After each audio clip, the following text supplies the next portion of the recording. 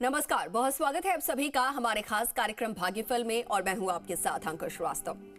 आज भाग्यफल में हम बात करेंगे पूजा में दीपक क्यों जलाया जाता है, क्या है इसका नियम और महत्व, और भारतीय संस्कृति में दीप जलाने की परंपरा सदियों पुरानी है। इसका सनातन धर्म में एक अलग ही महत्व है।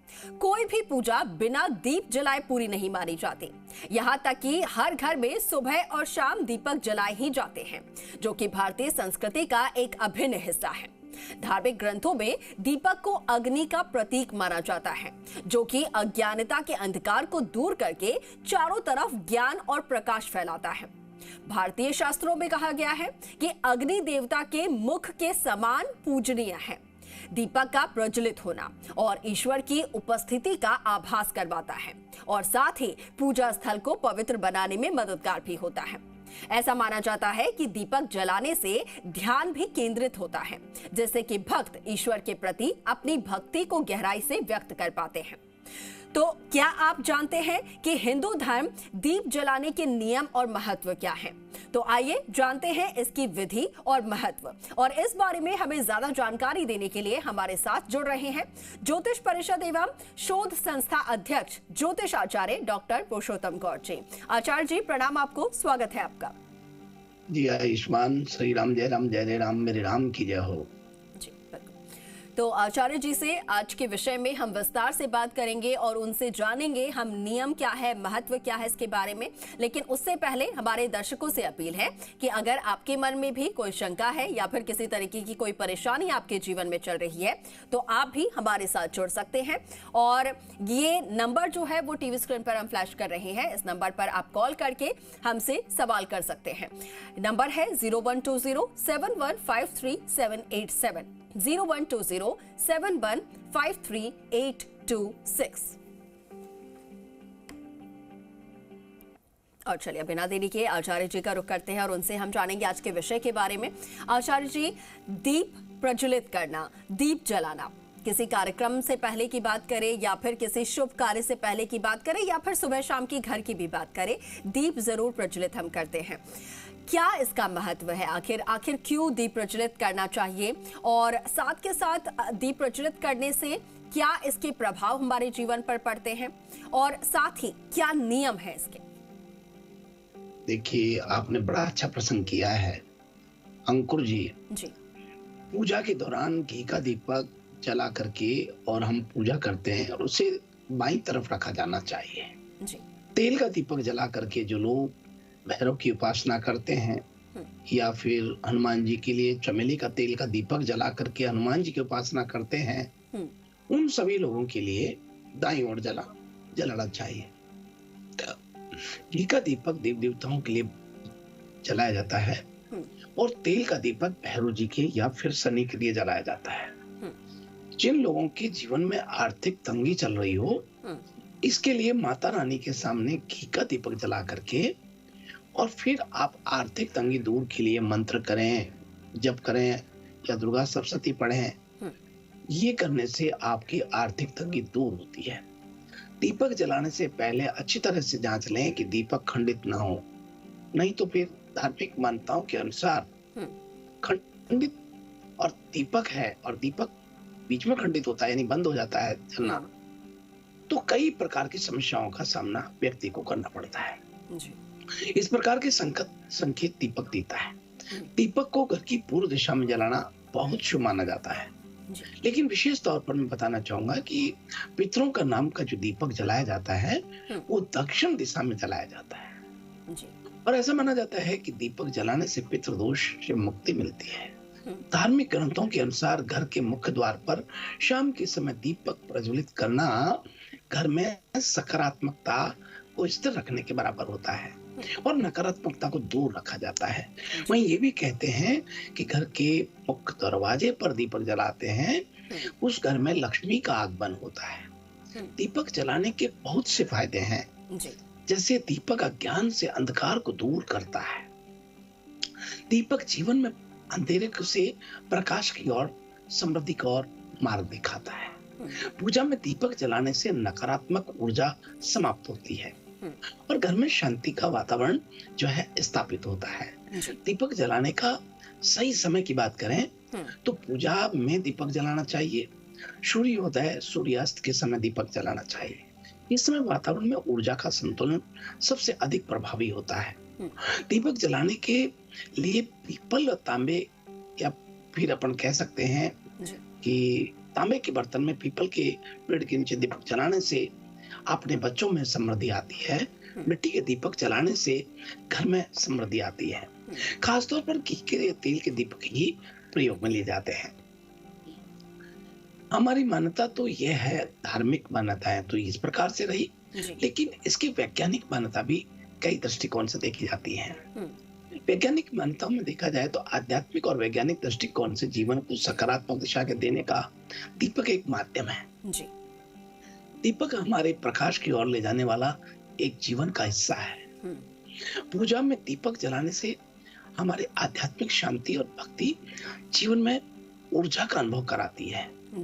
दीपक का महत्व सनातन धर्म और भारतीय संस्कृति में एक अनमोल रहता है, अनमोल स्थान है, जो जीवन में उजाले को प्रतीक बना करके हमारे विश्वास और हमारे धैर्य को मजबूत बनाता है।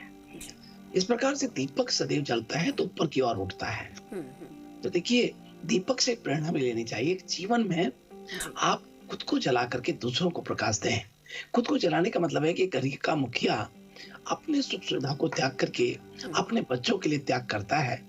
कितना भी कष्ट में रहे लेकिन अपने बच्चों को प्रकाश करने का प्रयास करता है। उसी प्रकार से दीपक खुद अपने कष्ट पा करके और आपको उनको रोशनी करता है। दीपक से प्रेरणा लेनी चाहिए कि जीवन में कोई भी संघर्ष हो, कोई भी परेशानी हो, लेकिन आप दुनिया के प्रकाश के लिए जी रहे हैं, दुनिया के लिए, अपने बच्चों के लिए, परिवार के लिए कर रहे हैं। इस प्रकार से जो है दीपक एक सकारात्मक ऊर्जा देने वाला प्रतीक माना जाता है। जी बिल्कुल बिल्कुल आचार्य जी, आपने दीपक से जुड़े हुए कई ऐसे महत्व जो हैं वो बताए हैं और साथ के साथ जो नियम है वो भी आपने विस्तार से बताए। साथ में सुंदर संदेश भी आपने दिया है कि कैसे हमें दीपक से प्रेरणा लेनी चाहिए और अपना जीवन भी दीपक की तरह ही करना चाहिए। ठीक है आचार्य जी, आगे बढ़ते हुए अब दर्शकों का रुख कर लेते हैं, क्योंकि हमारे दर्शक जो है वो हमारे साथ फोन लाइन पर जुड़ रहे हैं और बड़े बेसब्री से इंतजार कर रहे हैं आपसे बात करने के लिए, तो उनका रुख कर लेते हैं। बहुत स्वागत है आपका जी राजस्थान पर। आप आचार्य जी से अपना सवाल कर सकते हैं, बताइए। पंडित जी जय श्री राम। जय श्री राम। पंडित जी, नाम है अभिषेक जैन, जन्म है 7 जनवरी 2001, 10:15 समय सुबह का, और गंगापुर सिटी जन्म स्थान। तो पंडित जी, मेरी क्या नई साल आ रही है, तो नई साल कैसी रहेगी? मैं एक गवर्नमेंट जॉब की तैयारी कर रहा हूँ, अभी प्राइवेट जॉब छोड़ के आया हूँ, और मेरा भविष्य कैसा रहेगा? नई साल का क्या है, क्या आप बताइए थोड़ा।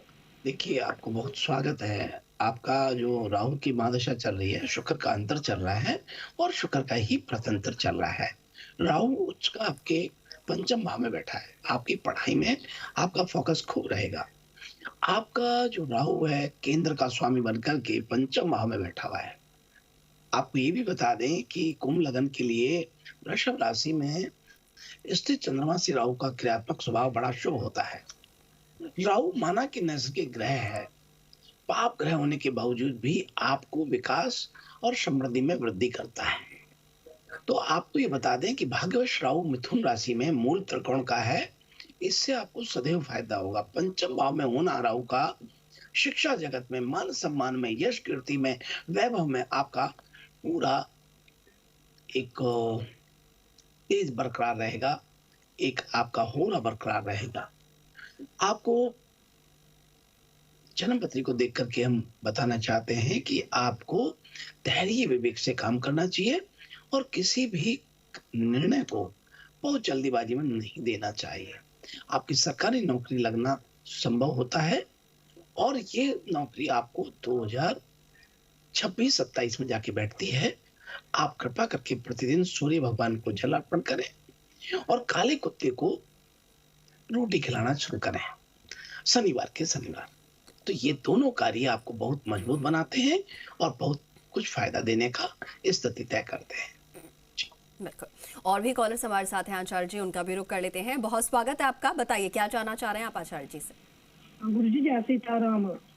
जय सीताराम। गुरुजी, मैं अपनी बेटी मोनिका सिंह और उसकी ननद का नाम है नेहा, तो सास का नाम सीता है। गुरुजी इनमें तीनों में प्रेम रहे। गुरुजी ऐसा कोई उपाय बताओ। गुरुजी थोड़ी ननद है जो उसकी वो थोड़ी तेज है, तो गुरुजी इनका थोड़ा प्यार बना रहे और घर में सुख शांति रहे, ऐसा कोई उपाय बताओ गुरुजी। देखिए बहन, बिल्कुल अच्छा किया आपने। मोनिका के लिए मैं सबसे पहले, सारे दर्शक भी सुन रहे हैं, मैं सभी को बोलना चाहता हूं कि जीवन में अपना प्रेम यदि आप चाहते हैं, सम्मान चाहते हैं, तो दूसरे को सम्मान और प्रेम देना शुरू कर दें। आप यदि दूसरे को सम्मान और प्रेम देते हैं, तो निश्चित रूप से आपको सम्मान और प्रेम मिलेगा। यदि आपने दूसरे को नहीं दिया और खुद आप अपेक्षा करें, तो संभव नहीं है। पहला मंत्र तो यह है। दूसरा मंत्र है कि जीवन में कॉम्प्रोमाइज करना भी सीखें। कई बार ऐसा होता है कि हम रास्ते में जा रहे हैं और थक गए हैं और पानी पानी भरा है या कीच हो रहा है, और हम सोचे कि बैठ जाएं, तो नहीं बैठ पाएंगे क्योंकि उनके हालात वहां ऐसे हैं।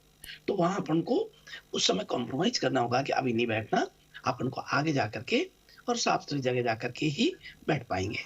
तो व्यक्ति को जीवन एक चक्र है चलने का, चलते रहना चाहिए। और जहां व्यवस्था वैसी आपकी सुख की नहीं है, तो उस समय आपको चलते रहना है, संघर्ष करना है, और फिर आपको एक अच्छा जगह मिलता है तो फिर आप आराम कर सकते हैं। तो ये समय, अभी शादी हुई है तो ये समय चलने का है। ये समय अभी सारे चीजों को एडजस्ट करने का नहीं है। स्वतः ही 1 साल में, 1.5 साल में चीजें एडजस्ट होती है और सब चीज चलने लगती है। ये मैं आपको कॉमन सेंस की बात करते हुए कह रहा हूँ, एक बात। नंबर 2 बात, कि परमात्मा से प्रार्थना करने के लिए और घर में सुख शांति स्थापना करने के लिए पानी में हल्दी डाल करके सूर्य भगवान को, मोनिका को कहो, जल चढ़ाना शुरू करें। नंबर 2 बात, कि कांच की बाउल में पानी भर के उसमें फिटकड़ी रख दें और सिराने की तरफ रखें और रोज रखना चालू करें और सुबह उसे खाली कर दें, फिर शाम को भर के रख दें। ऐसा नियम से करेंगे तो अवश्य मोनिका के जीवन में सुख शांति समृद्धि बनी रहेगी। जी बिल्कुल। अगले कॉलर का रुख कर लेते हैं। बहुत स्वागत है आपका, आप अपना सवाल कर सकते हैं।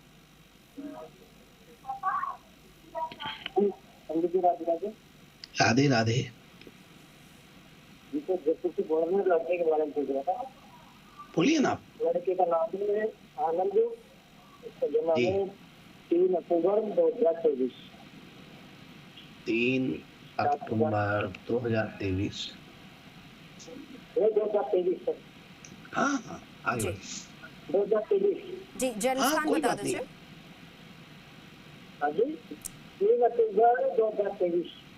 जी, जन्म स्थान बता दीजिए, कहाँ जन्म हुआ है? रात के 12:15 बजे का टाइम है। क्या जानना चाहते हैं आप? वो थोड़ा सा बच्चा है, वो थोड़ा कुछ बताए। देखिए, आपका बच्चा जो है बिल्कुल स्वस्थ और प्रसन्न रहने वाला है। रास वाली है कि अभी इसको थोड़ा सा राहु की महादशा होने के कारण अभी 3 साल और रहेगी, तो हल्का सा चिड़चिड़ा रहेगा या फिर ज्यादा रोन अवस्था में व्यवस्थित रहेगा। तो ऐसे में कोई खास बात नहीं, एक रोटी इसके ऊपर से 7 बार घुमा करके काले कुत्ते को रोज दे दिया करें, एक गाय को दे दिया करें, एक रोटी कुत्ते को, एक गाय को देना शुरू करें। अवश्य सब ठीक होगा और सब कुछ व्यवस्थित होगा, कोई घबराने की आवश्यकता नहीं है। बहुत मंगल कामना है आपको। जी बिल्कुल। तो दर्शकों से बात हो गई और अगली कड़ी में आचार्य जी अब रुख कर लेते हैं राशिफल का। आज के राशिफल क्या कुछ कह रहे हैं ये भी दर्शकों को बता देते हैं। तो आइए हम बात करते हैं मेष राशि से। आज आपको प्रेम जीवन में खुश रहने की हम सलाह देते हैं। अपने काम को आप सर्वोत्तम मानते हुए कार्य करें, परिणाम बहुत अच्छे प्राप्त हो रहे हैं। सुनिश्चित करें कि आप पैसों से जुड़े मुद्दों को अच्छी तरह मैनेज करने का प्रयास करें। और अब बात करते हैं वृषभ राशि वाले लोगों की। आज सेल्फ लव और केयर पर फोकस करना चाहिए। आसपास के लोगों की हेल्थ का ध्यान रखना चाहिए। दिन के पहले भाग में छोटे मोटे वित्तीय मुद्दे आज स्मार्ट मौद्रिक मैनेजमेंट की मांग करते हैं। ज्यादा स्ट्रेस लेने की जरूरत नहीं है, धैर्य विवेक से कार्य करें। और अब बात करते हैं मिथुन राशि वाले लोगों के लिए। आज किसी प्रोजेक्ट में सफलता मिल सकती है जो दिन का मुख्य आकर्षण बना रहेगा। आपका दिन अवसरों, चुनौतियों और महत्वपूर्ण डिसीजन लेने का आज आपको वादा नहीं करना चाहिए। खर्च को कंट्रोल करना चाहिए। और अब बात करते हैं कर्क राशि वाले लोगों के लिए। आज लव के मामले में आपको कम्युनिकेशन बढ़ाने पर ध्यान देने की आवश्यकता है। पेट से जुड़ी समस्याएं आपको परेशान कर सकती हैं। लव लाइफ में रोमांच बढ़ाने की कोशिश आज आप करें। और अब बात करते हैं सिंह राशि वाले लोगों के लिए। जीवन में बदलाव, प्रेम, करियर और पैसों के मामलों को लेकर के सकारात्मक रूप से प्रभावित आज आप होंगे। व्यक्तिगत विकास और करियर में अवसर पाने के लिए कुछ दिन और इंतजार करना चाहिए। और अब बात करते हैं कन्या राशि वाले लोगों की। आज का दिन शुभ रहने वाला है। बदलाव आपको आगे ले जाएंगे। धन आगमन के योग बन रहे हैं। किसी दोस्त से मुलाकात बन सकती है। किसी भी प्रॉब्लम को आज सॉल्यूशन पर डालना चाहिए। और अब बात करते हैं कन्या राशि वाले लोगों के लिए। कन्या राशि वाले लोगों के लिए आज अब बात करते हैं तुला राशि वाले लोगों के लिए। माफ कीजिए, आज का दिन बदलाव भरा रहने वाला है। कुछ जातकों को चुनौती का सामना करना पड़ेगा। किसी व्यक्ति के विकास, प्रेम, करियर पर आज आप कुछ खर्च कर सकते हैं। वित्तीय मामले में अप्रत्याशित जीत आज आपको प्राप्त होने वाली है। और अब बात करते हैं वृश्चिक राशि वाले लोगों की। आज का दिन सफलताओं से भरा रहेगा, जो आपको प्यार, करियर, व्यक्तिगत विकास में वृद्धि की ओर ले जा रहा है। ऐसी गतिविधियों के लिए तैयार रहना चाहिए जो आनंद और चुनौतियों को दोनों को लेकर के आ रहा है। और अब बात करते हैं धनु राशि वाले सभी लोगों के लिए। आपके अपने खर्चों पर कंट्रोल रखना चाहिए। आप सिद्धांतों पर चलने वाले व्यक्ति रहेंगे। रिश्तों में मतभेद को सुलझाएं। पैसों के मामले में भाग्य आपके साथ रहेगा। फिटनेस पर आपका पूरा फोकस बनाए रखें। और अब बात करते हैं मकर राशि वाले सभी लोग। अपनी योग्यताएं साबित करने के लिए कई पेशेवर अवसर सामने आज आएंगे। धन और स्वास्थ्य दोनों सकारात्मक रहने वाले हैं। अपनी भावनाओं को एक्सप्रेस करें, साथी को सरप्राइज भी करें। इसी क्रम में अगली राशि का रुख करते हैं कुंभ राशि के लिए। प्यार में ईमानदार बने रहें, शक ना होने दें। अपने पेशेवर क्षमता साबित करने के लिए बेहतर मौके आज आप तलाशेंगे। आर्थिक परेशानियां रहने वाली हैं। आज आपका स्वास्थ्य सामान्य बना रहेगा। जंक फूड से आज आपको दूर रहना चाहिए। और इसी क्रम में अगली राशि की बात करते हैं मीन राशि वाले लोगों के। आज कई रोमांचक अवसर आपको प्राप्त होने वाले हैं। अपनी मेंटल हेल्थ को इम्प्रूव करने पर अपना फोकस बनाए रखें। अपने कंफर्ट जोन से बाहर निकलने के लिए आज आपको तैयार रहना चाहिए। मौकों पर अपनी नजर बनाए रखें। इस प्रकार से आज का हमारा अपना यह है राशिफल। बिल्कुल, तो आचार्य जी आपने राशिफल बता दिया। आज के दिन क्या कुछ करना है और क्या कुछ करने से बचना होगा। साथ के साथ आपने जो आज उपाय बताए हैं, उम्मीद है हमारे दर्शकों के लिए बहुत ही लाभदायक होंगे। आचार्य जी, हमारे साथ आपका जुड़ने के लिए बहुत बहुत धन्यवाद। प्रणाम आपको। शुभ आशीर्वाद, सुप्रभात। मेरे राम की जय हो, राजा राम की जय हो।